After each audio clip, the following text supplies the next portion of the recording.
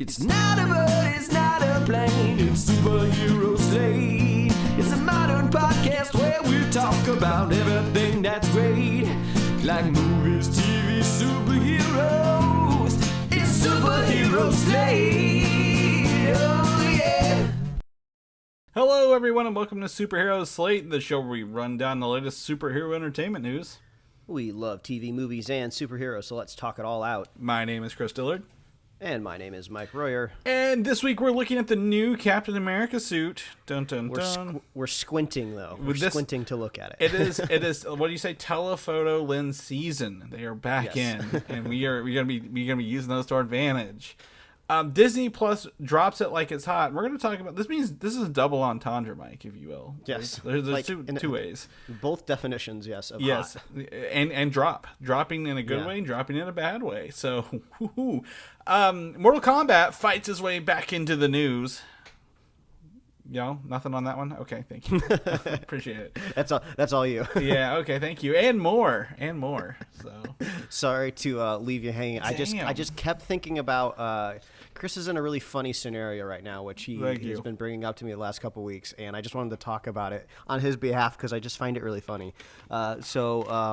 Little inside baseball. Now that we've hit the summer months, yes. Chris seems to be mowing his lawn just before we record the podcast. So I think that's like good atmosphere for people to imagine when they're listening to you. They can smell the fresh cut grass clippings. You know, you might be a little dewy from being outside. He's recording in his cool basement, so it's like refreshing for him. I got a tank top on and shorts, but I usually try to rinse off before I get in here. But you know, you still got that summer sweat, right? That heat's still on your body when I'm getting down here. And like in true like homeowner fashion, Chris is always like competing with the Joneses next door of who gets to the yard first, which is so funny to me as somebody that like would love a yard one day, but don't have one currently. I do love how it's really just peer pressure or neighborhood pressure to like cut your lawn. I feel like if there was like an alien infestation, like a mind hive, and we just like turned off the parts of our brain that wanted to like compete over lawns, people just wouldn't mow them anymore. You know, like there's like a couple like families right in every neighborhood that like actually use the lawn to all of its surface area. But like most of the time it is just like, we're just going to make this look good. So I'm about to get a sign that says a pollinator habitat and just stick it in the yard and say no with mowing the rest of the year.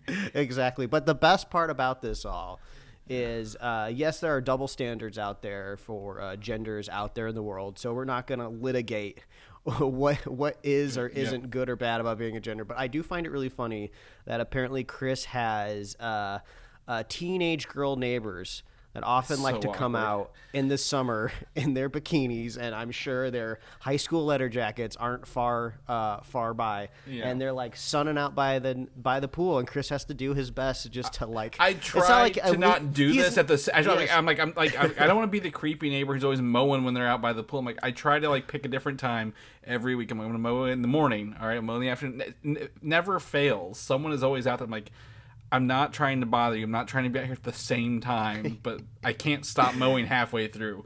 It's just classic sitcom scenario, and I love it because like it doesn't matter like what you do, because like if the dad next door, you know, is like, you know, gruff enough, like if he's overprotective, it doesn't matter what you say. He's like, oh, that guy's always out there mowing his lawn. Like, well, when am I supposed to mow my lawn? Thankfully, we are in good terms with him, and I'm trying to be cognizant. I'm like, I don't want to be what they like have the creepy neighbors out mowing his lawn every time we're out here. I'm like, I'm not doing this. Like, I have to start in the front so everybody knows what I'm doing by the time I get there. But we just have to hope that the next version of the scenario doesn't pop up. The escalation, right, where the teenager next door starts to have the crush on the older man. It gets harder. You got like, no, get away from. No, this is bad. This looks bad. And then your wife walks in and she's like, no, it's not what it looks like. I'm gonna stick to the first half of this, where it's more like a Malcolm in the Middle situation, like where it's like I feel like his dad, right? Like it's just wrong time, wrong place, and I'm just like, I'm just gonna go right. It's so funny. It's not funny, but thank you. This is all good atmosphere for Chris as he records this podcast. Yes. He's getting over awkward scenarios. Hot outside. I'm gonna enjoy. I'm gonna sit here and enjoy my Sprite lemonade, Mike, and just let you just go on about it. He's in the southern part of the Midwest too, so at any given point in time, he could like slip and fall into like a bottomless cave. Yeah, it's true. They're over there. So. I might land right on top of Yo-Yo Ma playing with the orchestra in the cave. So you never know what you're gonna find around here. But, yeah. But speaking of a talented artist, Mike, I'm gonna let you jump into your first thing you watch here. Yeah, I finally got around to watching Baz Luhrmann's 2022. Award-winning hit, Elvis. I'm not super familiar with Baz Luhrmann or really anyone in this movie except for Tom Hanks. And I was caught off guard because I don't know if this is like Baz Luhrmann's like normal kind of like flavor or taste, but there are some parts of this movie that are like really trippy. Like they do their best to like really engage you into this story. Maybe he kind of takes it from a point of view of like, oh, a lot of people already know the story behind Elvis. He's already one of the most iconic, like, you know, celebrities of all time. So how can I find other ways to get into the story? I'm sure that this was controversial maybe for an older crowd that went to see this movie, but they kind of do remixes in the score of Elvis songs and then like modern artists. So there's one point in time where Elvis is like walking down a street and like you can hear Nicki Minaj in the background, which was kind of crazy. But then they do these awesome like crazy like match cuts when they scene transition, which I think is the most impressive part of the movie, is probably the editing, the post-production side of things. But Tom Hanks absolutely like disappears into the role. It's like pretty amazing. It's like the first time I think I've ever seen Hanks in a movie where I forget it's him. You know, talk about like iconic, you know, celebrities. Tom Hanks is one as well. And you can always just like, oh, I'm watching Tom Hanks. He's a great actor, right? But sometimes it's kind of hard to separate the fame from like the role. But like maybe it's the fat bodysuit that he wears when he's like playing Elvis's manager / agent. But yeah, man, he did a great job. It was amazing. But yeah, I wasn't expecting so much like flair and like intensity to like just the stylization of the movie, you know. I think also now, since there's been like just so many iconic biopics made recently and just over the years, they almost always kind of follow like a formula, right? Because it seems all of these famous people seem to retread the same historic points in their careers. There's always drugs, there's always downfall, like there's always some like shitty business person that's like stealing your money, right? It just always goes along this. And then it's always like a coin flip, right? If it's like a happy ending or a sad ending for the character. So yeah, overall, it was pretty interesting and I'd recommend it. I mean, if you got HBO Max / Max. Max this week, yeah, that's one of our topics what we're going to be talking about. Yeah, it's streaming over there, so I'd check it out. It's a little long. It's like 2 hours and 20 minutes, so you got to dedicate a little bit of time to it. One of those movies where like if you pause it where you think you're close to the end, like, you know, to go to the bathroom or get a drink, and then you look at the play scrub and you're just like, oh god, there's a lot of this movie still left. So, but yeah, I don't. Have you seen it, Chris? No, it's on the to-do list, but I did know it was like a time commitment, right? I'm like, I want to sit down and make sure I have the time set aside to watch it.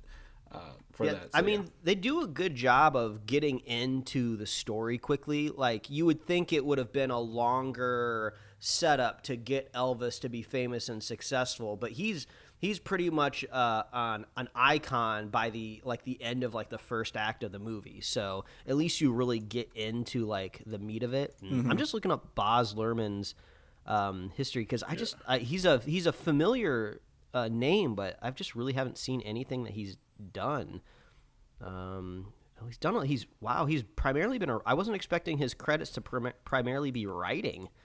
It looks like he did Moulin Rouge, Romeo plus Juliet. Oh, okay, now all of the stylization is starting to like. He's a very eccentric fellow, if you will, from my understanding. Wait, just kidding. He has a lot of directing on here. The way IMDb just kind of separated things. Correct me. Did he do The Great Gatsby? Is that the other one? Yes. Okay. Mm-hmm. I think it was his last movie, maybe.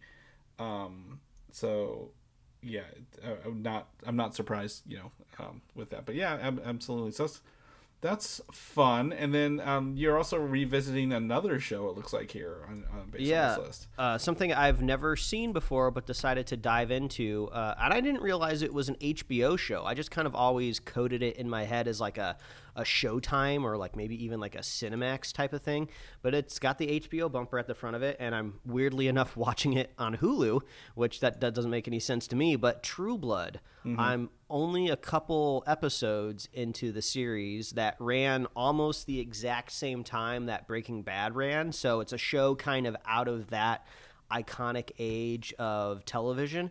And I would say it's fun, right? It's definitely dramatic. It's about vampires, but I was caught off guard on the plot. I had no idea what I was getting into. I knew it had vampires involved, but like it hits the ground running right at the opening, and it's about like, oh, vampires have come out of the shadows and they're trying to be political and pass like a vampire kind of like not registration act, but I think that's actually what they do call it in the show, but like equal rights for vampires type of situation. So I thought like that was kind of an interesting take that I hadn't seen on vampires before, and this came out in 2008, so I guess nobody's really tackled something exactly like it before. So I was like, oh, this is interesting. They've made like a synthetic blood, not unlike Morbius. It made me think of Morbius. So now vampires can like live in peace amongst the humans because they can just drink this synthetic blood that was just invented. So I don't know, it's interesting seeing Anna Paquin again, right? You know, her more iconically known as Rogue from the original run of the X-Men, and then get to see her again, and probably what she's probably more well known for people that watch True Blood, because she's like a main character, and I assume she's been in every episode, you know, for, let's see here, 2008 to 2014, for like 6 years. So, yeah, interesting to revisit Anna Paquin. So, if you're just – it's funny, too, because it feels very kind of like late 2010s in a way, like that kind of vibe of like we're serious, but we're also being like edgy, but things are also kind of like campy and corny. If you're looking for that cross-section, it really hits well. I always get this confused with Vampire Diaries, because like there was like that big vampire boom right there between this, Twilight, Vampire Diaries, and everything else for a while. Yeah. I don't know anything about Vampire Diaries, but I think that's kind of – I feel like that's more like teenage bent to me almost in a way, but I haven't seen it. I'm obviously no vampire expert if I'm just getting around to True Blood now in the year 2023. But it's on Hulu, weirdly enough. It could be on HBO. I don't know what kind of deal it has on there, but go check it out for some fun vampire stuff. Okay, all right. I'm gonna flip that and kind of lean into the big movie this weekend. It's Fast X, right? Fast 10. Mm-hmm. Your seatbelts is what I'm calling it. Get it? Fast 10. Your seatbelts. Yeah. Anyway. Well, there are seatbelts that do make an X as you put them on, depending on what kind of car you're in. I don't know if anyone wears seatbelts in these movies, Mike. I never really stopped to look because I don't. Again, there are cars occasionally, but we are 2 movies behind in the Fast franchise. My wife and I. So we went and got caught up on Fast, Hobbs, and Shaw, the Rock and Jason Statham spinoff movie, right? That came out, I want to say like 2019, 2020. That maybe? I swear to God, I thought you saw at the same time I did, and did a spoiler cast. But then I looked up on our website and I was like, we never talked about this movie. What am I doing? Am I going through a fever dream? Yeah, it's fine. So and really, this is one of those movies. I was like, it's 8:00 on a Friday. I've got nothing going on. I've got to travel on Saturday to a wedding, so like I don't want to really like start a project or do anything. So let's just pop this on and see how it goes. And this movie is exactly kind of how I expect it to be, right? The leads fight a little bit, and then they're buddies at the end. But it's the cameos, as I was texting Mike during this, I had no idea were in here. And I was the best part of this. Cameos contextless, because I forgot you were watching the movie and you were just like, Ryan Reynolds ! And I was like, what happened? Is it trending? What's going on? Yeah. And it's funny because I think I pretty much said I'm watching Hobbs and Shaw, and then the next sentence was Ryan Reynolds. No, I didn't say anything. No, I did. Yeah, we talked about that. It was Meg versus Black Adam, is what I called this. But the cameos are hilarious. Ryan Reynolds is in this. No spoiler alert. It's fun. And then Kevin Hart makes an appearance as well. It's really entertaining. I will say though, I did I thought it was so stupid at the end. And Mike, you've seen this movie, right? So it's whenever they do the truck is holding the helicopter down, and then they have like a chain of 4 cars, like they've all hooked up to each other, yeah. and they're trying to pull the helicopter down. And I'm like, oh no, how are they going to do this? I hope they have some NOS. And what do? They have NOS in the first car. Then they have NOS in the second car, Mike. NOS in the third car. And I'm like, I looked at my wife, I'm like, no, they're not going to do 4 NOS. They're not going to do quad NOS in this movie. What did they do? Quad NOS in this movie, Mike. We haven't seen NOS in Fast and Furious in forever, but they pull off 4 in a row right there. It was so fun, like, because it's so stupid, and I know it was so stupid. I was like, this is great to have a drink and watch this, because I don't have any affinity for what happens in this. And I know, at least most of the characters, again, like The Rock and Jason Statham, they have those contracts where, like, I can only punch you as much as you punch me, and we have to, do everything. There can be no definitive winner at the end of our fights or whatever. Mm-hmm. So I was like, no one's really gonna care. This is just gonna be ridiculous. But it was entertaining to watch, kind of all around. So I'm excited to dive into Fast 9. Maybe even tonight. Maybe if I'm feeling frisky, I'll get into Fast 9 tonight, Mike, before getting to watch Fast 10, because it just came out in theaters this weekend. Mm-hmm.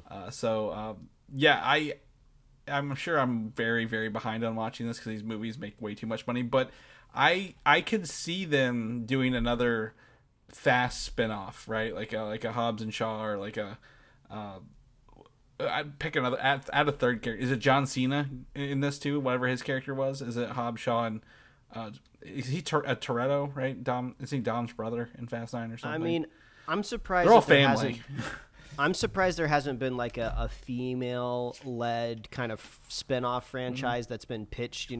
We've seen that like rumor pop in and out of Marvel for a while of like, let's kind of like recreate that moment in Endgame, and turn it into like a franchise. So they could do that. I mean, I can't even keep track of the amount of people that are in Dom's crew at any given time, or I guess his quote-unquote family. So I'm sure that there's plenty of people in there that can make spin-offs.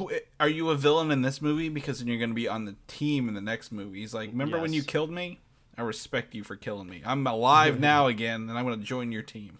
Or, as we've seen, it goes even the other way around in this franchise. You can start off good in the family and then get turned and be bad. Right. And I was talking with somebody yesterday about it, and I was like, you realize they haven't even technically removed, what's his name? He's Brian in the movies. Oh my God, the other actor who died. He died in real life. Paul Walker. Paul Walker is still technically alive in this universe somehow. And I'm like, are they ever going to do something with this? Or are they just going to leave him off?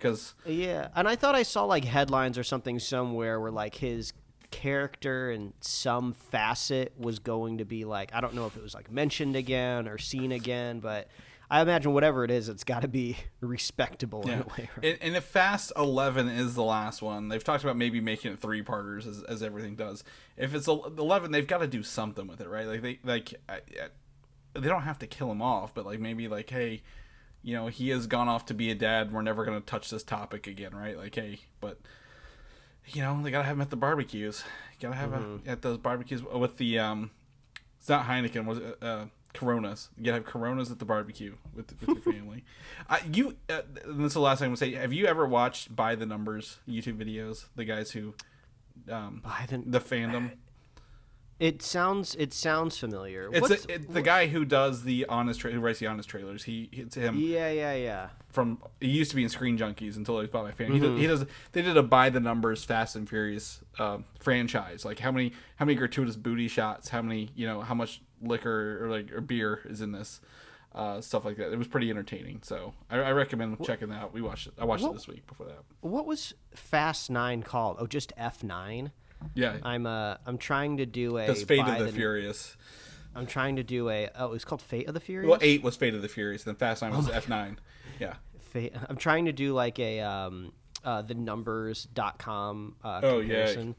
But I can't. I'm trying to get F9 to show up in the search bar. I think if you just type Fast and Furious 9, I think they technically that is the name of it. I'm doing it right now with you. F9, the Fast Saga. Fast and Furious 9 in parentheses. Okay, it's weird. It won't show up for me. Maybe I have to do the Fast Saga. Oh, there we go. I have to type the Fast Saga. I think two characters isn't enough for it to autocomplete. That's the problem. Okay.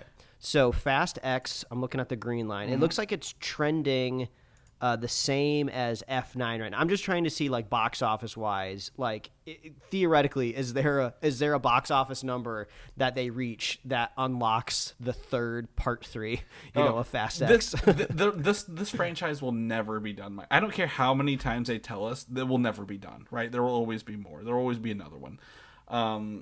So, like, this is... it's just a money maker, and it's really, they even kicked out the director. What was it, Justin Lin, and brought in like a fall guy.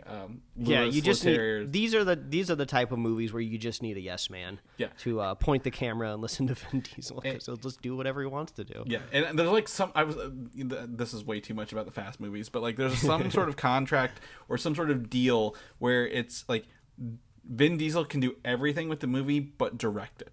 Kind of thing. Like there's some stipulation where he cannot direct the movies, and that's like the only thing stopping him from directing these movies is like this contract thing. So I'm excited to kind of follow Fast 10, see how it goes.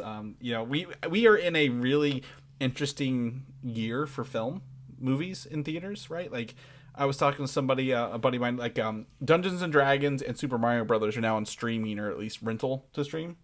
And he was able to watch both this week. I'm like, you got 2 pretty good movies to watch this week. Like, very entertaining films like, that. There's Guardians, there's Fast 10. Evil Dead Rise, I've heard, was very gruesome but enjoyable if you're an Evil Dead person. And then we've got all these other movies coming up by, Spider-Verse, Indiana Jones. There's like something like we talked about every week in June. The Flash soon. Yeah.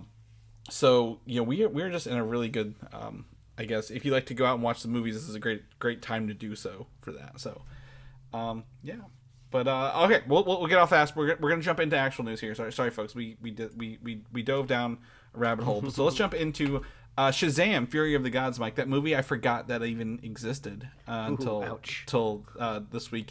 It will be dropping on streaming on May 23rd on the newly renamed Max service. So when it renames on Max on Tuesday, it will Shazam Fury of the Gods will be on there. So if you were able to not watch it or didn't want to watch it and currently have a Max subscription, you'll be able to watch it on Tuesday on streaming. So you got to be able to premiere with something, because I don't think there's a whole... Because, like, it's crazy. There's a lot of their biggest show, Succession, I think is going to be ending.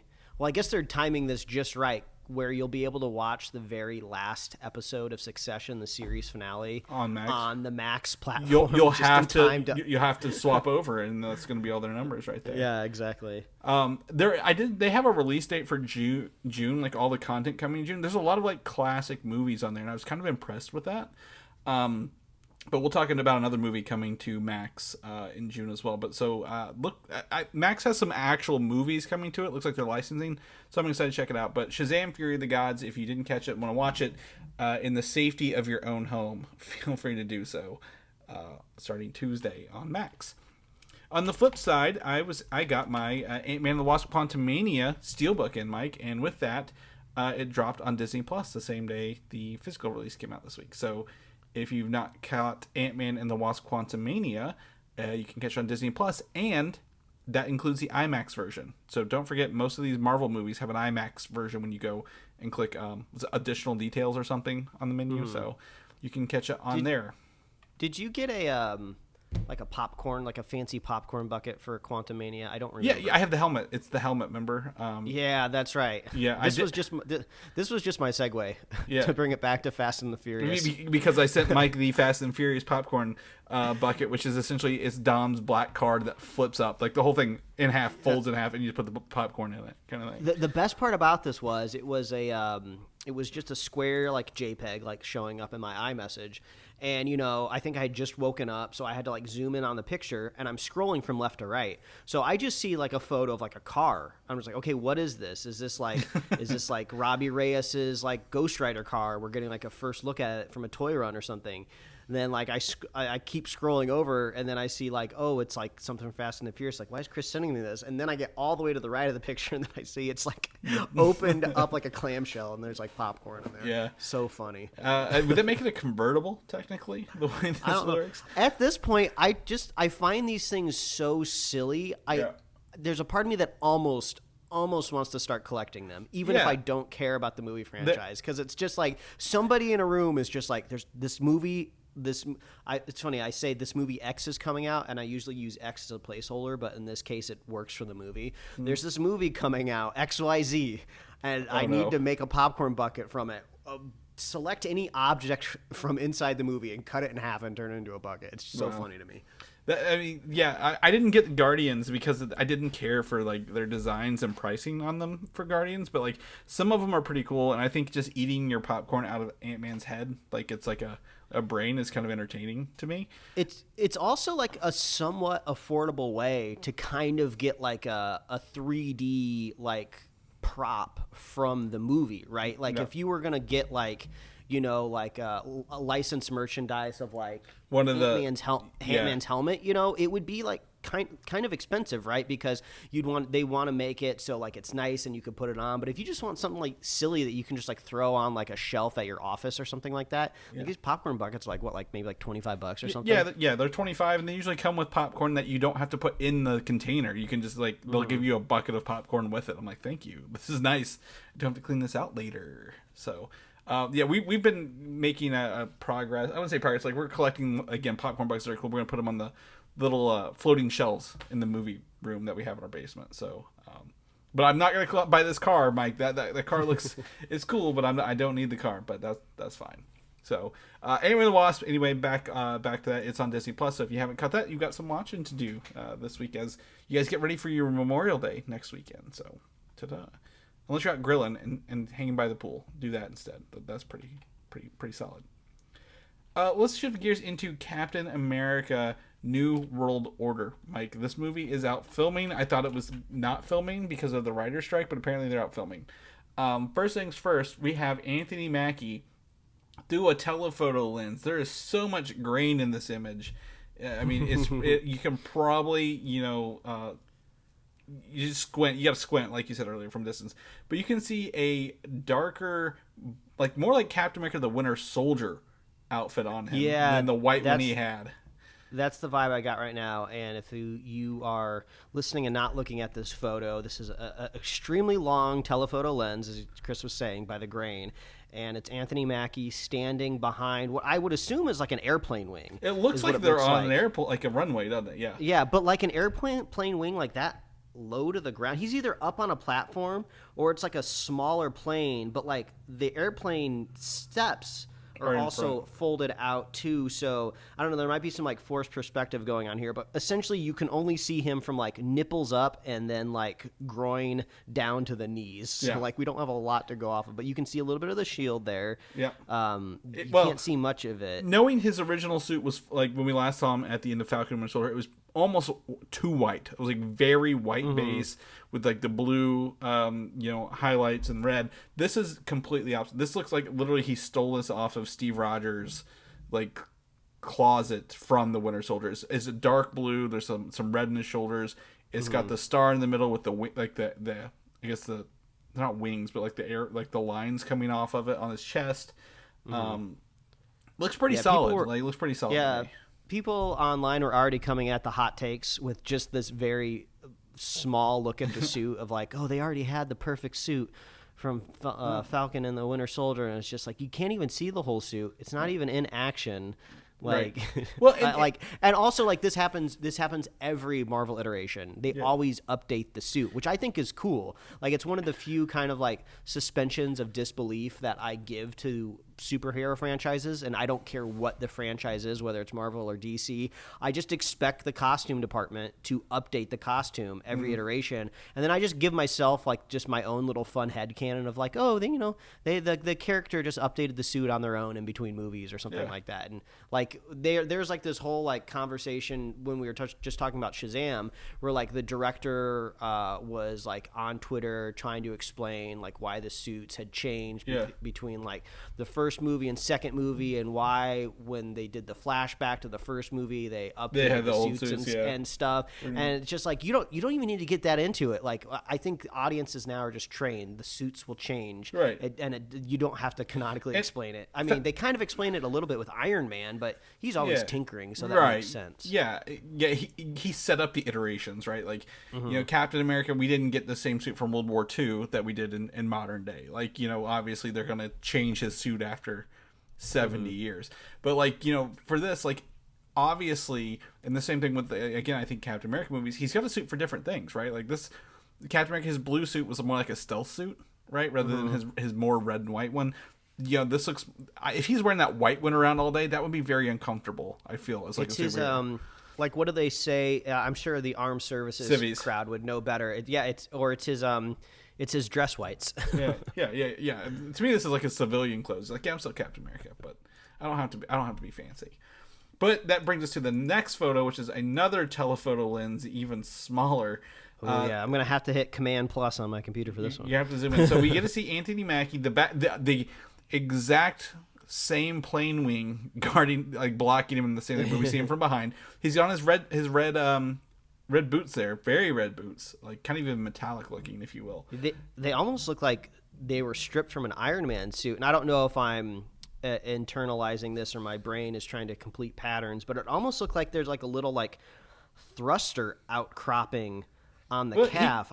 He is Falcon. He did have thrusters in his backpack, so they may have given some extra ones, right, for his feet to do stuff. But again, this kind of makes me think maybe the suit, like they're gonna CGI stuff over it, right, a little bit to kind of blend it. That doesn't look natural on his legs right now, or like something he would normally do. But I would say if you count heads from Anthony Mackie go over 2, you're gonna see a dude in like kind of green and tan, like military. So this is the actor, I put it down here, Danny Ramirez, or maybe it's the character's name, Danny Ramirez. It's the guy from the Falcon Winter Soldier who helped Anthony Mackie find all the stuff, right? His buddy who was like, hey, can I wear your Falcon suit? And he's like, no. They give him a Falcon suit in this one, Mike. He's got the green and tans. This is straight from the comic books, yeah. Yeah, I feel like my brain has been purging specifically that TV show whenever it needs to remember something new, but yeah, I vaguely remember this. Yeah, the actor's name is Danny Ramirez, and I cannot think of his character's name there. But yeah, he in the comic books, that guy becomes the Falcon when Sam Wilson becomes Captain America, because you always need a Falcon. So he's got the military colors kind of going on. Yeah, if you look one more person over, you see somebody that desperately needs sunscreen. That is a shiny neck. Yeah. that you see. Is that me? So they're shooting outdoors if you need. Yeah, exactly. Yeah, I don't know. This person looks like they're pretty tan, Chris. I don't know if that's possible for you. Wow, thank you. I've been sitting in the sun all week. Thank you, Mike. Hey, I mean, you don't know what freckles I have on my skin right now. I mean, I shouldn't be judging. I also do not actively cannot tan. We're house cats. We know what we are. And then lastly, the last photos. We have 3 photos. If you're in our show notes, you can click on these links. Check out the image. Or no, this is actually a video of Anthony Mackie on set. And it looks like he's at that plane wing, right? Same place. But he's in regular civilian clothes. This isn't even the suit we just talked about. And 2 other people. One of them, the taller man in the suit, is WWE actor, wrestler Seth Rollins. I don't know if you're familiar with him or not. If you scroll down, you're going to see him. I think he's like, you're going to see him in wrestling with like long hair if you scroll down. Oh, I see. Yeah. He's got like a man bun. Yeah.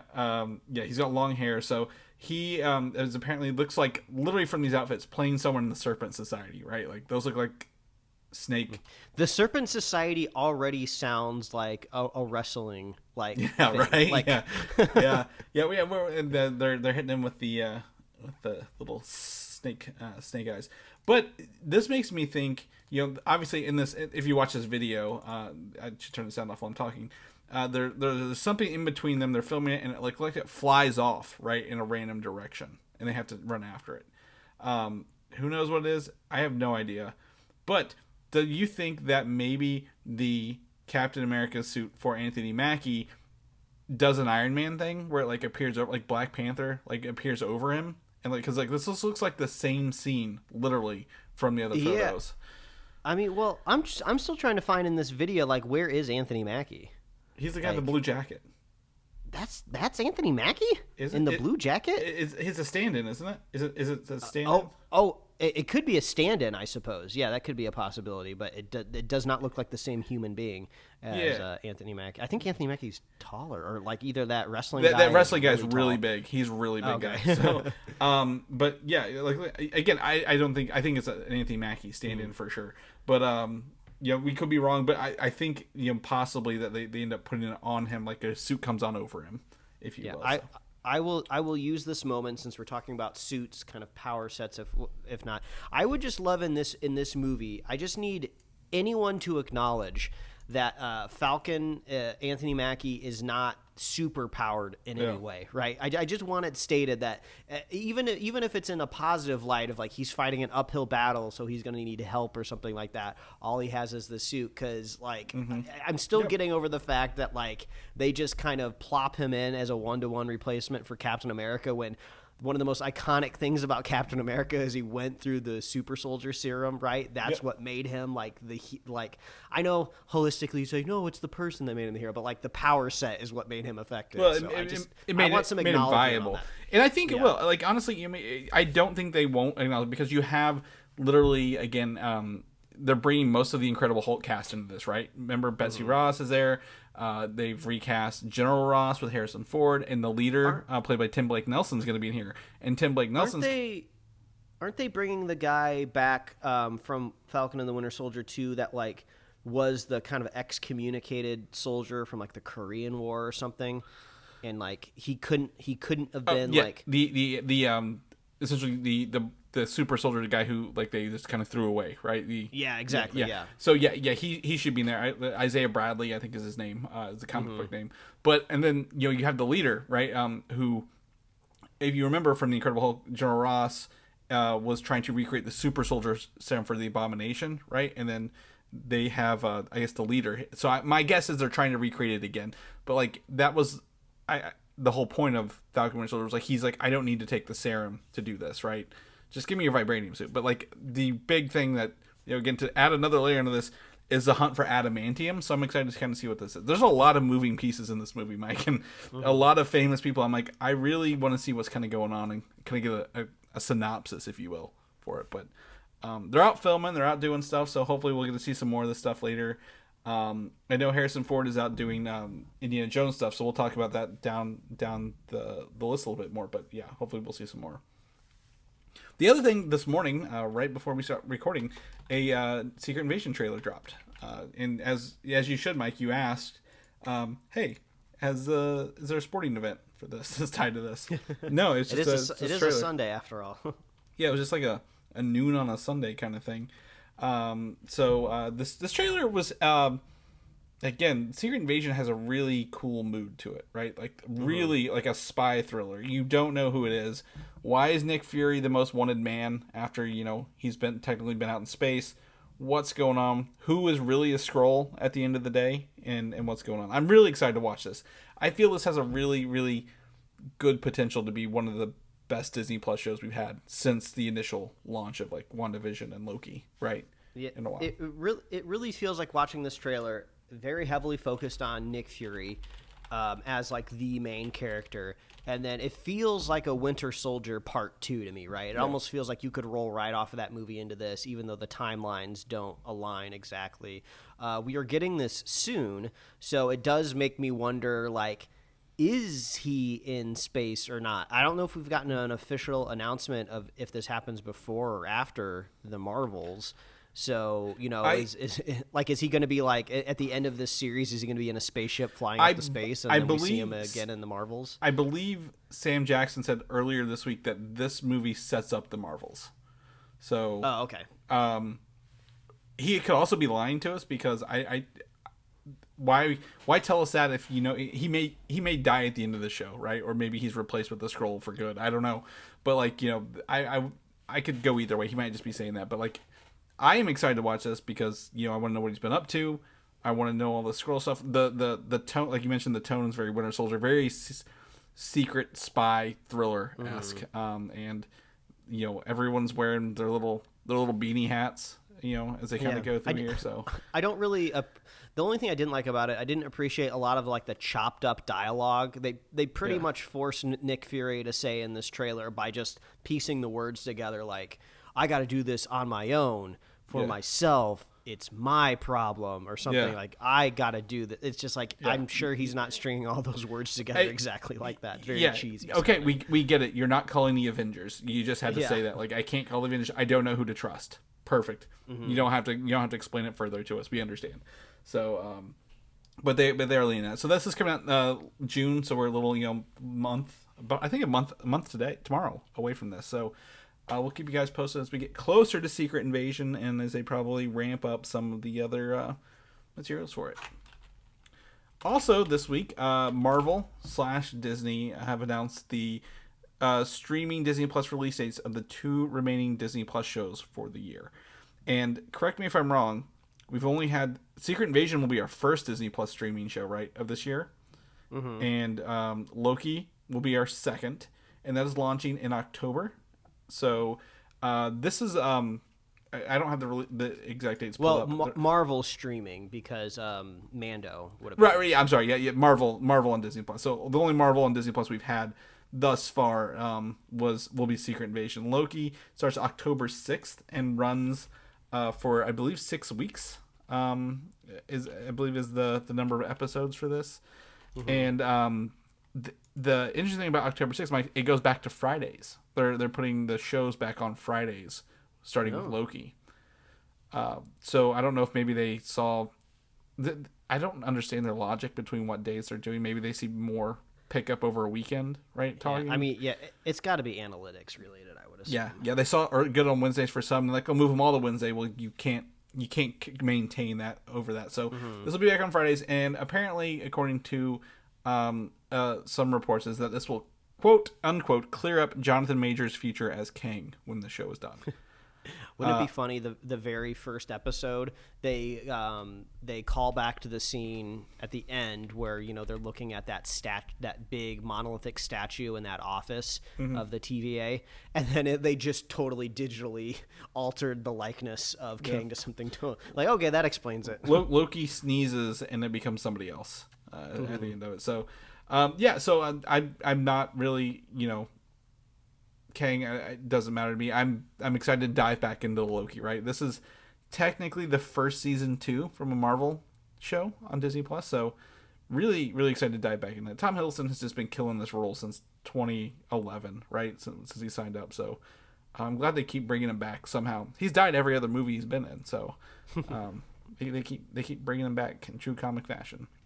The other side of this is Echo. The show Echo is coming on November 29th. And the difference here is all of the Echo episodes will drop on that day, November 29th, which I believe, correct me if I'm wrong, Mike, is the Friday after Thanksgiving. I'm going to pull that up, go through the months here. Yeah, it kind of seems like it. Yeah, November. No, Thanksgiving's the 23rd. This is the week after. So that is actually also on a Wednesday. So they've gone back to Wednesday for the Echo and dropping it for all the episodes after this. Now, there are a couple things here. I've seen, people like, oh, this means the quality's bad. This means it's awful. Could be. The other thing is there are contracts for these shows that they have to release them by the end of the year when they start production. First, you're familiar with these contracts, right? Like, hey, you signed up for the show, you have to release it by X, Y, or Z, or the producers get, penalty payments or whatever kind of thing. So, and then I was also reading more into this. Apparently, Hollywood sees silence/shutdown for most of December for shows and news and releases. So, is that, since you're out there, do you feel that that's true as well? Like December is kind of like a it's slow. Yeah, things usually don't pick back up until like mid-January. Sometimes even like Martin Luther King Day, the very next year, when things, I would say, full steam get back going. But that, I feel like that really shouldn't be affecting the release of something that is completed. I think the contractual thing makes a little bit more sense, right? Yeah.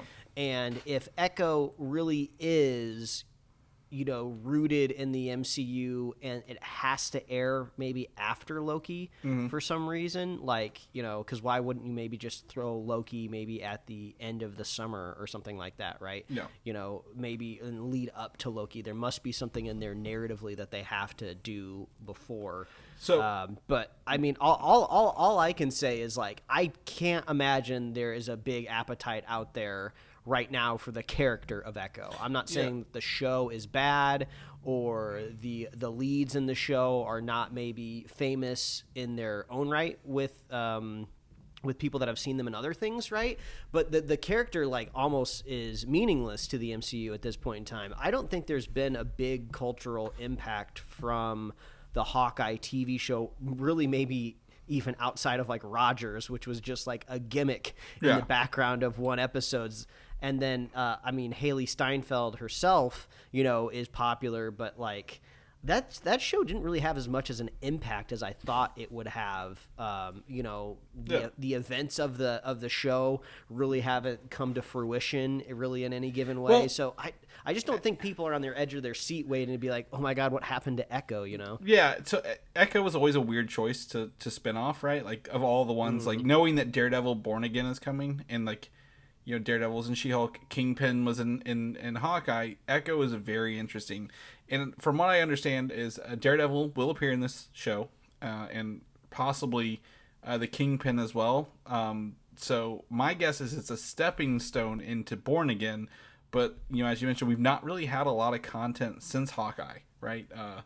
To be on this ground level to talk about this. I mean, She-Hulk had, again, Daredevil a little bit, but he wasn't in Echo. It was just the Kingpin, right? So we're not seeing those results, like you mentioned, quickly or fast.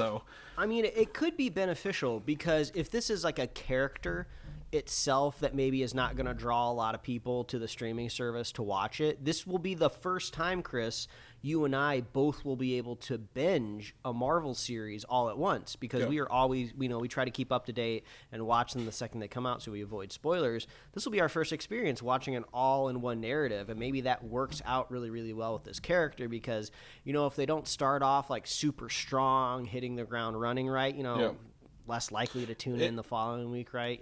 Yeah, exactly. You're not getting the news, and if Daredevil's in this, like he's rumored to be, and possibly Kingpin, they want that news. If the theory is he's in episode 2. If he's not in episode 1, and you're not going to come back for 2 if Daredevil's in it, right? So the binge model works in this situation to get everyone hyped and talking about, oh, did you see Daredevil appearance? No, well, I'm going to go watch the show real fast, and get through it. I think the other thing kind of with this is, I don't know no one knows how many episodes there are. Is it 4? Is it 6? Is it 8? If it's 4 episodes, it's going to be interesting. They've not done a 4-episode show before. And maybe the binge model kind of lets them set up the shows how they want them to be, right? Like, hey, we've got 6 episodes of content, but it cuts better into 4 episodes, just a little longer. Yeah, I mean, that. My assumption is, though, they did not know it was going to be binge when they were shooting and editing it, and it just happens to be releasing this way. So I would expect kind of like cliffhangers at the end of episodes that get you to come back, next week. But you don't have to wait. Well, absolutely. But at the same time, like, if they have to, maybe like, hey, we've got 6 episodes, but we got some fluff. Maybe we can cut it down to 5. Let's do 5. They have time between now and November to edit rather than try to film new stuff and put it in there. So could be, but we don't know yet. We'll tell you more. But these are the 2 shows, Loki and Echo, will be dropping later this year. So Marvel will have the 3 TV shows, I guess, on Disney Plus by the end of the year, starting with, again, Secret Invasion, Loki, and Echo. The other show that's filming currently right now is Agatha, Coven of Chaos, which we know very little about. We just know it has to deal with Agatha Harkness from the WandaVision, so another spinoff from that, including Vision Quest. But Aubrey Plaza shared a photo on her Snapchat this week showing a chair, or I guess a something from this show called the Darkhold Diaries, Mike. And I sent this to you right away because it is the weirdest thing I've seen in a while coming off of this stuff. And it looks to be, again, it's got Marvel and in the Marvel Studios in the Disney font, this is the Darkhold Diaries in like the Princess Diaries logo. Yes, this is 100% a not ripoff, but a parody. It is an homage, a parody to the Princess Diaries logo, almost like 1-to-1 in a way. So it's got to be intentional. And this is interesting because this is something I have not thought of before. I thought the kind of storytelling device that they used in WandaVision was very much rooted in like Wanda's past trauma of being exploded kind of next to a television with like a Tony Stark bomb. So I'm curious how they if this is the direction they're going and they do like fun parodies like this, I'm totally down for because I love that idea. But I'm curious how you put that into the narrative of Agatha, right? When she was a kid, there was no such thing as a missile or television. She was, in Salem back in the, during the witch trials. So it'll be. I'm sure they can find a way. I just don't know what it is. Well, my theory would be that this may be a remnant of Wanda's spell on Agatha, or maybe this is the episode where she's under Wanda's spell, right? Remember, like she was like, I guess not cursed, but hexed to like be a different person. Like, what if that episode is like, oh, this is the flashback to whenever I was under Wanda's control and everything was like Princess Diaries, like fluff. Like she put me into my own movie in my head, kind of thing. Yeah, I think it's safe to say Aubrey Plaza is not supposed to share that. Would be my guess. Yeah, absolutely. I don't think we were supposed to know this, but it's interesting they have like a director's chair with that logo on it, right? Like, are they making director's chairs? For every episode. And it's hard to say. Was it a chair or like was it like a screen she took a picture of? It wasn't clear to me when I looked it back up. But it's funny. People have already taken like this really weird angled like screenshot of like a Snapchat, and they've already turned it into like you can buy it on a t-shirt right now, like one of those like direct printing like t-shirt places. I'm sure the quality is horrible, but I just thought that was really funny. yeah. I mean, anything leaks from one of these things and they just kind of go for it. But so she's 100% filming. I guess she's the villain in this show, so if she's got anything on set, that'd be right there. So we'll keep you guys posted as this one kind of comes out. Flipping over to some Star Wars news. Star Wars news. In good news, Ahsoka is confirmed to be coming out August 31st on Disney Plus. Literally the last day for August. They're like, it'll come out in August. Okay, the first day? Nope, the last, absolute last. And I'm slipping through my calendar here, so that's a Thursday for this show, which is interesting. I'm good. I want top tier Filoni back. Yeah. I'm surprised as kind of some of the dust has settled from Mando season 3, and I've seen other people's kind of like rankings of the seasons or all Star Wars stuff. I'm surprised more people are aligned with me than I thought they were of not enjoying the third season of Mando, because when you visit like the Mandalorian subreddit, right, you get a lot of like huge fans that will love pretty much anything that comes out of Mando or Star Wars, and they were not necessarily making apologizing for it, but they were just vibing with it and having fun, and I don't want to rain on their parade. But I kind of thought like maybe I was out of the ordinary. But now, as things have kind of moved on, I'm like, okay, yeah, third season was not as effective as it probably should have been, so let's move along to the next one and get pure uncut Filoni on Ahsoka and see how that goes. Well, I don't think he was part of season 3 at all, so I'm interested to see what this is. A true live action sequel, if you will, to his animated work, right? This would be the first time he's really been able to create something of his own from that storyline, right? Literally picking up where Rebels ended 20 years later or so, 10 years later, whatever the time passage is in this universe for them, and really deal with that. It's so wild when you describe it like that, because historically it's gone the opposite direction, right? It's when like a live action property has wrapped up and then they can get enough momentum going to maybe do like an animated sequel, right? Maybe something that's like direct to Netflix or something like that. This is the one time where it's gone the other direction, which is kind of interesting. Yeah. So I'm excited to dive into this and see more about it, because the other part of this news here is the rumored / now debunked, I don't know, this is all up in the air, the title for Dave Filoni's live action movie is called Star Wars: Heir to the Empire. And this is like really true to Thrawn would be the villain and would do it, but like someone else is like, no, that's really not good. Someone else was like recently was like, no, that's not the title at all. They wouldn't literally steal from the books, right? Or use a line from the trailer. So I don't know which way it goes. To me, it doesn't matter what it's called as long as it's good, right? Like, could just be a working title. Yeah, call it whatever you want. I don't care as long as it's a good movie that brings all of this stuff together and like, puts a nice little bow on it for the time being. At the end of it. So yeah, Star Wars movie titles are cool though in a way, because I feel like all of the Disney Plus shows I think have like literally just been named after the character, right? Andor, Mandalorian, Book of Boba Fett, Ahsoka. I mean, you got like Skeleton Crew coming out, which could be the name of the crew, right? So that could literally be the name. So it's kind of nice. I feel like the Star Wars title, after that colon, Star Wars colon whatever, it has a lot of gravitas to it. And like, man, you remember last time we got this with Rise of Skywalker? Rise of Skywalker, yeah. Yeah, people speculated about that title until the movie came out, till the day it came out. And again, if they go with Heir to the Empire, it's fine. Like, there's so many legacy book titles that are just awesome that they could pull from, right? Like, it doesn't have to be this, but we'll pull the book title to make it sound cool, like Marvel does with their titles, right? Like Multiverse of Madness, great title. If there was a comic version, it wouldn't be anything identical to it. Age of Ultron, great title. Comic book had nothing to do with what the movie did. So, there's some cool stuff out there. So hopefully we get some confirmation of that. They'll probably, my guess is the end of Ahsoka, they'll unveil it, right? Like, these characters will return in whatever, or the Empire or something like that. So we'll see more this August, or September when that drops. On the flip side of Star Wars, prepare to abandon a sinking ship, Mike, because the Galactic Starcruiser event hotel experience at Disney World is shutting down only after 18 months of operation. And while this sucks, crazy. I think this is great because that goes to show that this was an expensive venture, Mike. We priced it out just for funsies, right? Not even to... me and my wife were going to stay there, but it's for funsies. This is an expensive event that is very unique, but... Like, I don't want them to get the idea, like, we need to add more expensive, exclusive events and get rid of the affordable options to go to the parks.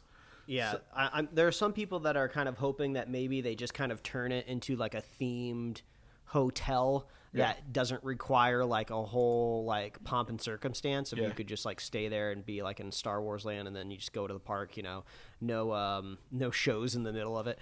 Yeah. But I do know an extreme Star Wars fan that had the opportunity to go on the Star Cruiser, and they said it was one of the best experiences of their life. So and obviously the people that are going to pay this money to go to this are big Star Wars fans. So as far as I know, the people that do get the experience it is pretty amazing. It's very immersive. The actors that are like hired to be the personas on the ship, like they try to carry the story thread throughout your stay. So if they see you again, they do their best to like remember your name and talk about the events that happened last night. And they'll give you like secret like passes and tips to go do things of just like, oh, here, follow me. And you just kind of like wander. It's like this whole immersive experience. But yeah, the price tag, that is the hardest sell. And I do wonder, sometimes like, you can have as many like fancy accountants and analytics and marketing projections as possible, right? And I'm sure somewhere on paper at one point in time, that price tag was exactly scientifically pinpointed as working, but the models don't always work. So yeah, unfortunately for some big Star Wars heads out there, I think you're running out of time. I think I saw a headline that said the final October quote final voyage had already been booked. So maybe you can kind of find some spots in between the final voyage. They have not. They have stopped taking bookings through the end of this month to get everyone who has booked in there. But like they will open them back up through October. Like it is officially closing like in October. So there will be some ways to get in there. But I think again, like you said, it's not the quality of the experience. I don't think at all like this is a bad, like, oh, it was awful, so no one did it. It's just this is an entirely different level of going to a or like a holiday or like a theme park. That's at Holiday World. That's a local thing. Disney World. But I'm looking at, there's only 100 rooms in this resort, Mike. Like, there's only 100 rooms in this whole building, the Star Cruiser thing. And yes, of course you live there. But I also looked up that it was announced in not 2019, like maybe 2019. So my guess is, again, the state of the economy, the pandemic, everything else has like really made, like you mentioned early on, probably a great idea, but everything else has like been working against it since it was built and opened. What would be really cool is if this lived on as like a VR experience, right? If you could maybe officially licensed or fan made, like if you could just like be there like virtually, I think that could still be pretty cool. And then you could even amp it up even more. You can make it bigger because it's, it's all polygons, right? But yeah, it'd be cool if the story in some way could be preserved. Yeah. And honestly, great experience idea, great thing, but again, price tag's just. Yeah, I would absolutely never pay to do that. Yeah, if you can't fill the rooms, it's not worth the thing. But like you said, if they can turn it into like a regular like a hotel or something without demolishing it, maybe they could keep it open and you just walk right into Star Wars land. Something I'm really surprised they've never opened at Disney is an Indiana Jones world, right? Like they have like the stunt. They have the ride. Area. They have the stunt thing. There's Indiana Jones ride. Is that Disneyland? Yeah, there's one out here in Disneyland. Yeah, I know there's the stunt thing here in Disney World down in Florida, like where they show you like how they do the boulders and the plane, like it's like a big stunt thing going on. But at the end of this month, May 31st, I guess a little over a week, all 4 Indiana Jones movies and the Young Indiana Jones show will be on Disney Plus. Oh. And I believe this is the first time that show's been available on streaming in like 12 years or something like that. Pretty close to it. Yeah. So if you're an Indiana Jones fan, I know we have some out there, you'll be able to catch them all on one streaming service. For that, my goal before the 5th movie comes out is to watch all these, right? So I feel like those first 3 Indiana Jones movies have, in my opinion, kind of like transcended, I guess, like franchise in a way where like you consider like everything like IP, where I feel like it's more like those first 3 movies, they're just good films. Like people study those in film school for like specific things, You're gonna if you get online, you're gonna find people do not like Temple of Doom. Like a lot of people recently, they're like, this movie is not that good.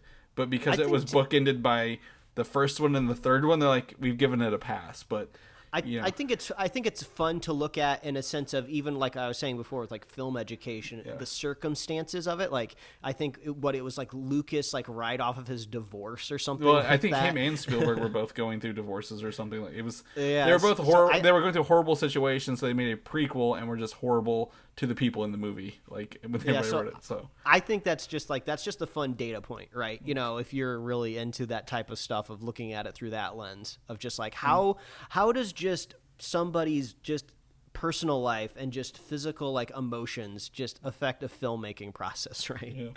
Yeah. But obviously the first and third, and I've not visited Kingdom of the Crystal Skull in a while, so I'd like to just watch them all just to have them all kind of under the belt, right, before you go into the 5th one, and final one. And then the tickets are on sale this week for the 5th one. It was premiered at the Cannes Film Festival. And so I was telling Mike earlier, if you want to not know anything about this movie, the entire plot is online somewhere. People have been posting. I've seen scrolled past some things. So I would start blocking your keywords and get ready to buy your tickets for this when it comes out in June next month. Avatar. Forgot about Avatar. I put it in here. We were going to talk about it. Avatar, The Way of Water is coming to Disney Plus and the Max streaming service on the same day, June 7th, Mike. So in a little over 2 weeks, you can catch the streaming version of Avatar 2 on 2 of your favorite streaming services. Well, I believe it was stated on like a Disney earnings call that this, was going to be a strategy for Disney moving forward of like, we're not going to hold on to all of our content. We'll license it out where it kind of fits accordingly. And this is a big license. This is going to bring in a lot of money to license this movie. Exactly. I saw, I don't know who the person was. I came across somebody that had a hot take online, and they were propositioning the losers of the streaming war and the winners of the streaming war right now. And they stated the loser was Paramount, Plus, and they were able to defend that with just numbers, right? How much money they've lost and so on. But the winner, I thought, interestingly, they stated was Sony, because Sony does not have a streaming service they have to worry about losing money on, and then they just sell their content to other streaming services, and even sell off their other streaming companies like Crunchyroll. They sold that for a ton of money. They're selling all of the Spider-Man movies on a license to Disney Plus that they'll, I don't know, 5 or 6 Netflix. years be able to sell again to somebody else. Yes, exactly. So they stated that Sony is the winner because they don't have to deal with the debt of the streaming service on their ledger. So I think this is going to be more of a thing going forward. Just like how I said, I was watching True Blood at the top of the show on Hulu, right? When it was an HBO show. Now on HBO, you can watch Avatar, which is... you can't call it HBO. You just have to call it Max now, Mike. This is Discovery. Sorry. So I was going to bust down my door. It's Disney Plus and Max. That's great. I think you're going to see a lot more cross-pollinating on content that people... They're not able to hold... Disney's it was earlier this week. They're removing a bunch of stuff that they own and was made for streaming, specifically Willow. It's not even been out for 6 months, Mike. The Willow TV show. We're removing it from streaming. Okay, well that shows you the flaws in this logic of streaming only kind of thing. Yeah, I do feel bad for especially with the writer strike going on. I see a lot of people kind of pouring out their soul into these movies, and just to have them stream or series and then get removed just a couple months later. So it's years of your life just kind of evaporated. Even though you can agree, if you look at the list of things being removed from Disney Plus, it's not super engaging stuff, right? There's a reason it's being removed, because they see it as it's not gonna... It's a negative somebody's cost. Somebody's not going to be so turned off by the idea that this is being removed and cancel their subscription. They're not taking the Marvel movies off of Disney Plus kind of thing. Yeah. I just wish that there was a backup or something once Willow is removed, can you still go on iTunes, right, and buy the series digitally, right? Well, I'm not 100% sure. If there was just another option, I just don't want any media in general to ever just evaporate or be locked on a hard drive. It should always be available, because a lot of creative people worked really hard on it. Yeah, well, exactly, and it's just disappearing. Now, the other thing is we'll take this and license it to other streamers. So, I could see Willow showing up, or what is it called, Willow? The show? Yeah. Okay. Mm-hmm. I thought the movie was Willow, so I was getting confused. Now, showing up on Tubi, right? An ad-supported service or something like that. Or, Freevee or Pluto or something. That is Crackle, true, too. Yeah. So, it could show up on Roku TV and find a brand new audience and theoretically get a second season. Who knows? Yeah, so, they're not... Some of these, they're removing them to license them off so they actually make money off of them, right? But at the same time, I'm when you make it for streaming only and then you take it down, you're defeating the purpose of having your streaming only service. It's gone.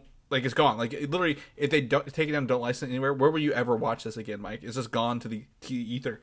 Because they're not doing physical releases. I just looked up Willow. It's not on iTunes unless you buy the movie, not the TV show. It's not on there.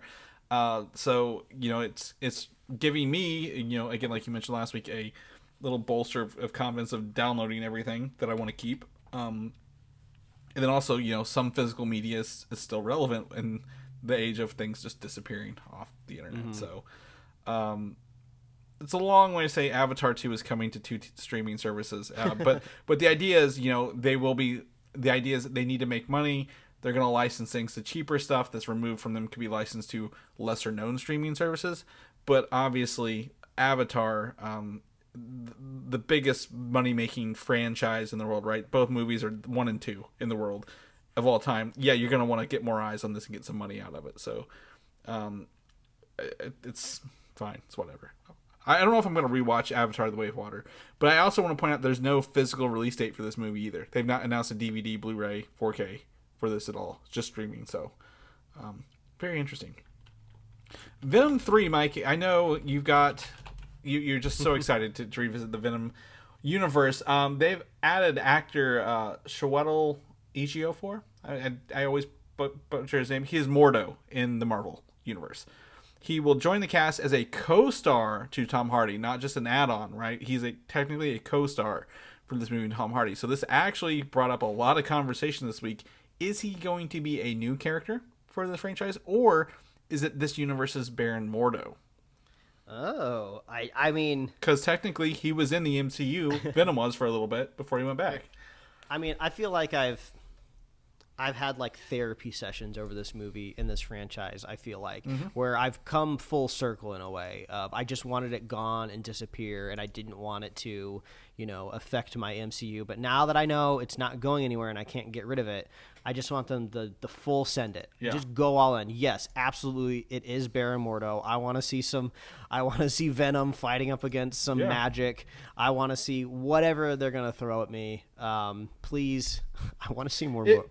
I want to see more Morbius. It's so weird that I want that. I think Mordo is interesting because Doctor Strange and Spider-Man, right, had such a they palled around for 2 movies. A little bit. So having Mordo with Venom is very interesting if that's the case. I would 100% support this, right? Yes, give an alternate version of Mordo to Venom to hunt him down or work with him, whatever they have to do. Let's see magic and alien goo at the same time. Sign me up. Remind me, what happened to kind of our mainline universe's Mordo? Because I know we'd see another version. He's still alive in the movie universe somewhere. Okay, so he's out there. We just don't know. There was a cut scene, or like it wasn't even filmed. It was actually just storyboarded where Wanda kills Mordo first at the beginning of Multiverse of Madness. But they never released it, so they just had him. I kind of remember that. Yeah, they had him with the Illuminati on the other world. And it has been, and we've visually seen Mordo, the actor, that character, does exist in other universes. Yeah. So I think he's a great actor. I think it'd be great if if they were like, hey, Marvel, can we borrow a character? Marvel's like, absolutely. Have some fun with Venom 3. Make a good one for once. We almost killed him anyway. Yeah. We had him for all of 10 seconds at a bar. So, I think it'd be cool, other than doing a character. On the other side of this, Across the Spider-Verse, everything's picking up for this movie, Mike. It is coming out in like 2 weeks. No, less than. Yeah, 2 weeks. So they're putting Miles and Spider-Man 2029 in Fortnite, so I guarantee you there's going to be a lot more cross-promotions. Maybe some energy drinks with them on there. I don't know. Like, get ready for the synergy for this movie to really kick into gear. I'm down to clown. I'm so excited for this movie. Everything else, I'm excited for. Like, I have so much hype to get and watch this movie finally. Yeah, see what's going on. Because they've already had at least one other Spider-Man in Fortnite, right? Yeah, I've the Tom Holland Spider-Man. I've got Spider-Gwen in Fortnite. I just unlocked part of this promotion is a Spider-Ham comes out of one of those little octagon portals and gives me a hammer to smash stuff with. So love it. Yeah, they've definitely done that. Venom and Carnage have both been in this game, so they're in it. So excited to have Miles. Speaking of video games, Mortal Kombat 2, the movie, Mike, this week confirmed that actress Tati Gabrielli from the Chilling Adventures of Sabrina will play the character Jade. Do you remember who Jade is? It's funny because my wife watched a little bit of this Chilling Adventures of Sabrina, so I'm familiar with the actress.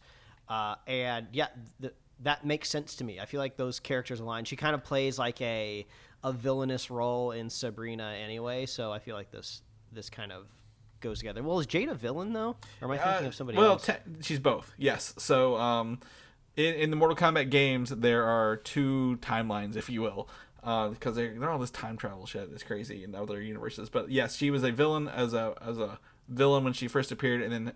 In another timeline, she is not a villain. So I 100% see them using the original timeline and making her a villain in this. She's obviously one of the fighters, one of the female fighters who has the green outfit, right? Because her name is Jade. So she'll definitely be having on the green outfit for that. The other part of this, on the flip side, is I don't have the trailer in here, Mike. I don't know if you've seen it. I'll link it before we do it.